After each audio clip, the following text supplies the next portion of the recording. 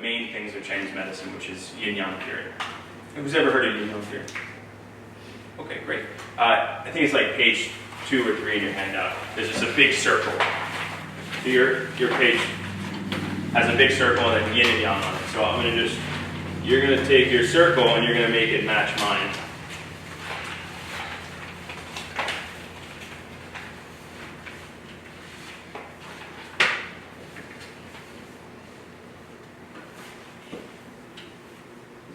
So you can, if you can color this in, you can. I'm just not going to color this in too seriously.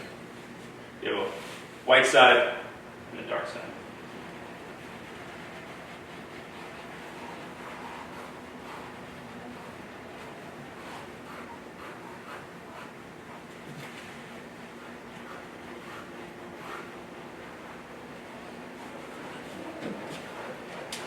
Okay.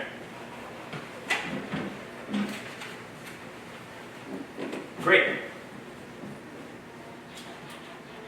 On the left, we have Yang. On the right, we have Yin. The character for Yang means the place where the sun, and I've heard a bunch of different descriptions of this. The one that made the most sense to me, the sun and the flags are blowing. And this side means the place where there are clouds. So the origin of Yin and Yang is, this is the sunny side of the mountain, and this is the shady side of the mountain. That's really what it means. Yin is the shaded side of the mountain, and Yang is the sunny side. That's what the words mean, and then we derive all these meanings from it. So let's popcorn some ideas here. Like, what do we think? Could we some other words for Yang? This is the sunny side of the mountain. Fire. Light. Heat. Yeah. Which side of the mountain do you think is more active? The Yang side.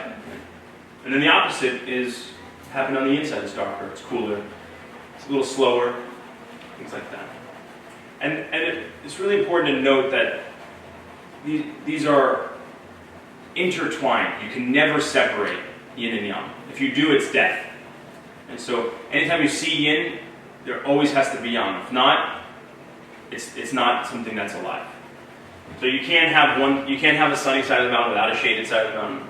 You can't have night without day. You can't have day without night. And this is a really important concept because sometimes we like to just emphasize one more than the other, and that throws the whole wheel out of balance. And it's very, very important that we understand that these things interpenetrate, intertwine, they intergenerate each other. So you can see here, Yin is arriving out of Yang, and Yang is arising out of Yin. And so these things generate each other. Great. Any questions? How is this relevant to your life? But how? Day and night. Day and night, great. Waking up while asleep. Yeah, excellent. Seasonal. Seasonal, yeah, great. What else? Exerting yourself, resting. Yeah, excellent. Exactly. So the idea here is this is important to us because this cycle is happening in nature, and if it's not happening within us, we're going to have what? Disease. A lack of free flow and eventually disease, right? So like, this is a really important thing to recognize is there's a balance between the active side and the passive side. The extroverted side and the receptive side, the more introverted. We want to have a healthy balance of each of these. Now, of course, each person has a different balance of yin and yang.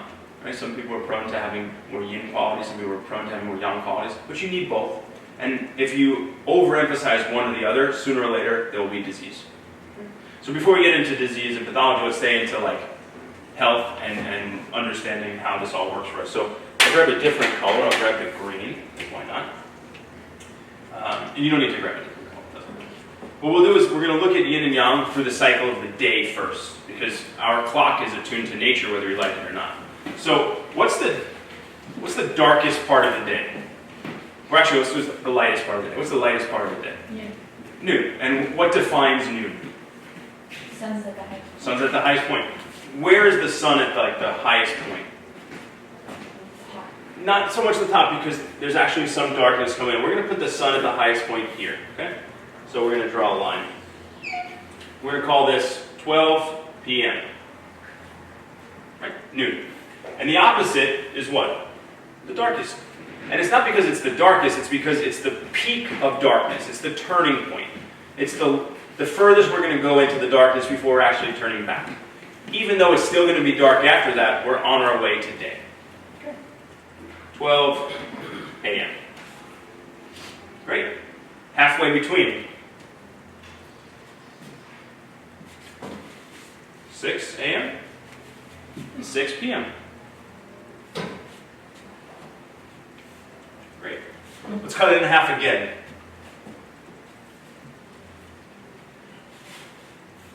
9 a.m. 9 p.m. And one more time. That would be good if I had the center of the pizza all lined up. 3p, 3a. Excellent. Okay. Who here wakes up at 3 o'clock in the morning, on the dot, eyes wide open? Yep. Right. What's happening at 3 a.m.? Yeah, daytime. Well, yeah, so not exactly daytime yet, because it's not light yet, but it's a pivot point, right? You're exactly right. It's a pivot between night and day. And this is where we say the yang, the white side, the yang is emerging. So the yang emerges at 3 a.m. Okay. Who here sits at their desk and at 2:30, 3 o'clock just like totally gets the fade, right? Because what's happening here? We can say yin emerges, or we can say from a yang perspective, yang is beginning to enter into yin. Right? So these are turning points in the day. So it's very often that we see people who are like, I have insomnia, right? Oh, do you wake up at 3 o'clock in the morning on the dot? How do you know that? Right? Oh, wow. It's predictable. Right? We can tell. Most people do. Now, there are other types of insomnia. We're not going to get too deep into insomnia here, but very often we see the 3 a.m. on the dot wake up. And we also see the 3 p.m. crash. Now, what's happening? If you're waking up at 3 a.m., it's because yang is what? Too strong or too weak? Too strong. Or yin is too weak. So you have either yang is too strong, or yin is too weak, or both. Right? So for that, we could mean that you have way too many ideas.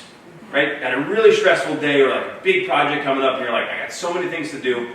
Boom, those are all yang, that's active. And at 3 o'clock in the morning, yang's like, I've been ready for this. And it finally gets its chance to emerge. Boom, you're off to the races, right? You're staring at the ceiling, you got a million and one ideas, and you're like, I can tackle the world. Too much yang. Or too little yin. What's too little yin? You didn't eat enough food before bed. Anyone ever not eat enough dinner and then wake up in the middle of the night hungry? Yeah, because what we say is the yin anchors the yang, the yin roots the yang. And so if you don't have enough food in you, this is a really simple example. You don't have enough food in you, then you wake up in the middle of the night and you go, oh, I'm hungry, because the yang isn't rooted. And we see that as a chronic pathology, people who like literally don't have enough flesh, they wake up too much. They get agitated. Yang can take over really easily because there's not enough yin to anchor it. We see that with children a lot. They have a lot of activity, but not a lot of flesh. They're just wild. A lot of yang, a lot of exuberance, not enough.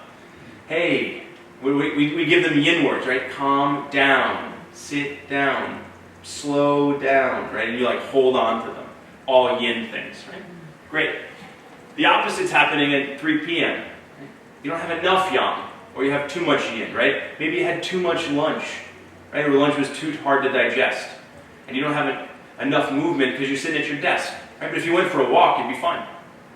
So if you do some physical activity, you're probably fine. Or you embrace that, you're like, you know what? This is my nap time. I'm going to nap for 20 minutes. I'm going to let the yang rest. Before you know it, you're back and going.